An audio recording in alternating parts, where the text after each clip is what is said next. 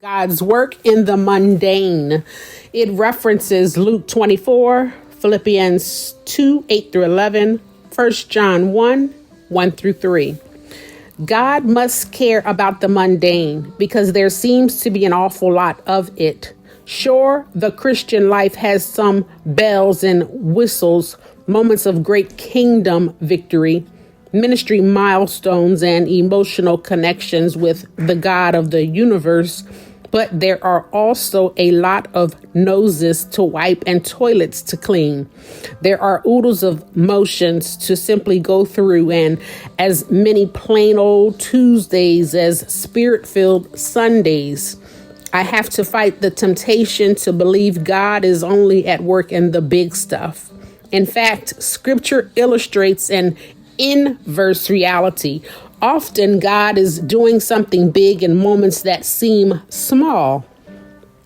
Here in Luke 24, we see God do the biggest thing he's done since he spoke all of creation into existence. Jesus had been crucified to take the punishment for our sin.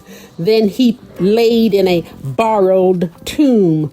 None of that would have amounted to a hill of beans without this. He is not here, but he has risen. Luke 24, 6.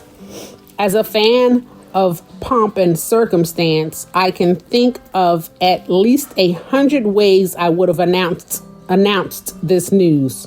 A parade, a skywriter, a big musical number put on by trumpets of heaven. Excuse me. But Jesus took a different approach.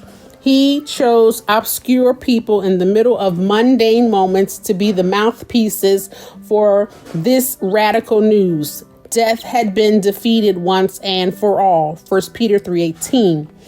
Jesus could have appeared to Pilate or Herod or the Pharisees and forced them to eat crow. Instead, the news of the resurrection was given to a group of women whose testimony would be inadmissible or ignored in a court of law.